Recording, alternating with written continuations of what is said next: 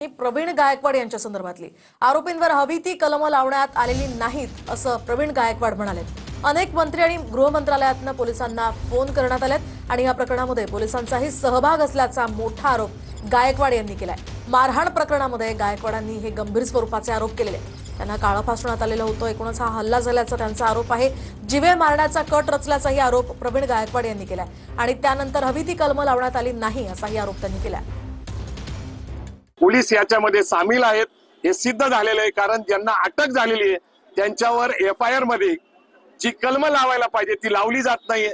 आणि महाराष्ट्र सरकारच्या अनेक मंत्री आणि गृहमंत्र्याच्या ऑफिस मधनं फोन येत आहेत अक्कलकोटच्या पोलीस स्टेशनला की बाबा यांना सवलत द्या, यांना मदत करा। मला त्यांनी सांगितलं की तुम्हाला पोलिसांचा बंदोबस्त देतो।